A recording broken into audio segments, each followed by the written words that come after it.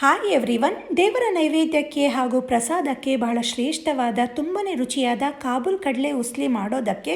ಮೊದಲಿಗೆ ರಾತ್ರಿ ಇಡೀ ನೆನೆಸಿಟ್ಟ ಕಾಬೂಲ್ ಕಡಲೆನ ಕುಕ್ಕರ್ಗೆ ಹಾಕಿ ಕಾಳು ಮುಳುಗೋಷ್ಟು ನೀರು, ಕಾಳಿಗೆ ಹಿಡಿಯೋಷ್ಟು ಉಪ್ಪು, ಸ್ವಲ್ಪ ಅರಿಶಿಣ ಹಾಕಿ 4 ವಿಷಲ್ ಕೂಗಿಸಿ ಬೇಯಿಸ್ಕೊಂಡ ಕಾಳಿನ ನೀರನ್ನು ಪೂರ್ತಿ ಬಸ್ತಿಟ್ಕೊಂಡು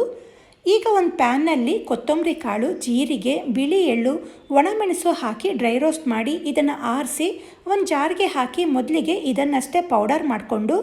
ನಂತರ ತುರಿದ ಫ್ರೆಶ್ ಕಾಯಿ ಹಾಕಿ ತರಿತರಿಯಾಗಿ ಗ್ರೈಂಡ್ ಮಾಡಿ ಒಂದು ಕಡಾಯಿಯಲ್ಲಿ ಎಣ್ಣೆ ಕಾಯಿಸಿ ಸಾಸಿವೆ, ಜೀರಿಗೆ, ಉದ್ದಿನಬೇಳೆ ಹಾಕಿ ಫ್ರೈ ಮಾಡಿ ನಂತರ ಇಂಗು, ಒಣಮೆಣಸು, ಕರಿಬೇವು ಹಾಕಿ ಒಗ್ಗರಣೆ ಮಾಡಿಕೊಂಡು ಬೇಯಿಸ್ಕೊಂಡ ಕಾಳನ್ನು ಹಾಕಿ ಒಗ್ಗರಣೆ ಜೊತೆ ಮಿಕ್ಸ್ ಮಾಡಿ ನಂತರ ಗ್ರೈಂಡ್ ಮಾಡಿಕೊಂಡ ಖಾರ, ಸ್ವಲ್ಪ ಉಪ್ಪು ಹಾಕಿ ಮಿಕ್ಸ್ ಮಾಡಿ 2 ನಿಮಿಷ ಫ್ರೈ ಮಾಡಿ ಕೊನೆಗೆ ನಿಂಬೆ ರಸ, ಕೊತ್ತಂಬರಿ ಸೊಪ್ಪನ್ನು ಹಾಕಿ ಮಿಕ್ಸ್ ಮಾಡಿದ್ರೆ ಕಾಬೂಲ್ ಕಡಲೆ ಉಸ್ಲಿ ರೆಡಿಯಾಗತ್ತೆ.